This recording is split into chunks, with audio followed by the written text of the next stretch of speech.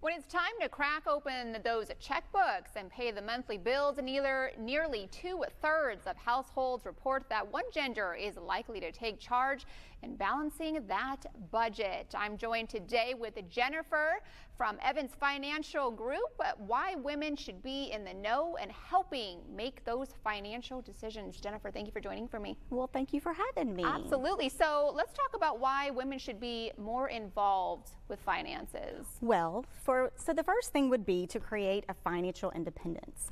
When women are involved in their finances, they become more financially independent. They're able to make wise financial decisions and then not be dependent upon someone else for their financial well-being.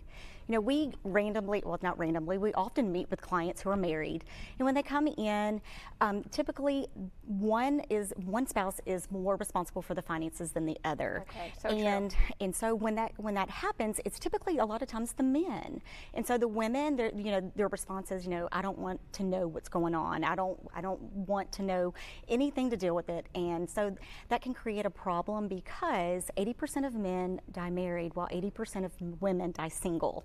So for women to not be involved in the financial decisions can create a big problem in the event that that happens. Then they're kind of left not knowing what is going on. So okay. I had no idea about those stats, Jennifer. Okay, so which brings us to our next points of financial literacy. Correct. So when women are involved in their finances, they tend to become more financially literate. And what this means is that they understand financial concepts more, and they're able to educate others as well. They're able to make wise decisions and create a good solid foundation for themselves.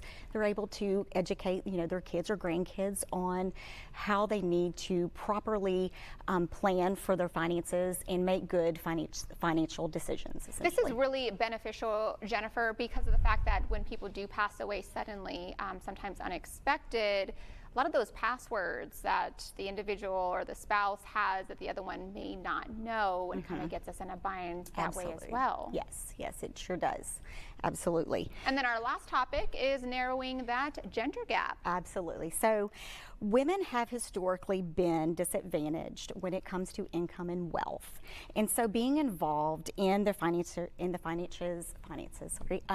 women can actually kind of narrow that gap. And so they can start to invest their money and be confident again in their decisions and be able to just provide more of a stable, solid foundation financially for themselves for the future. And also it makes it to where, when we have more women involved in the financial industry, we're able to pay more attention to some of those disadvantages that women do face, like gender pay gaps and also the pink tax as well.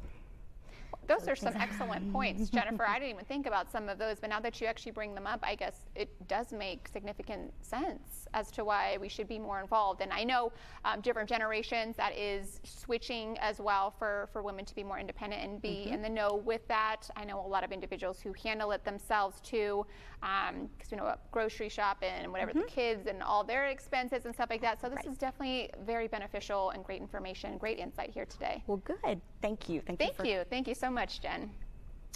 Well, coming up,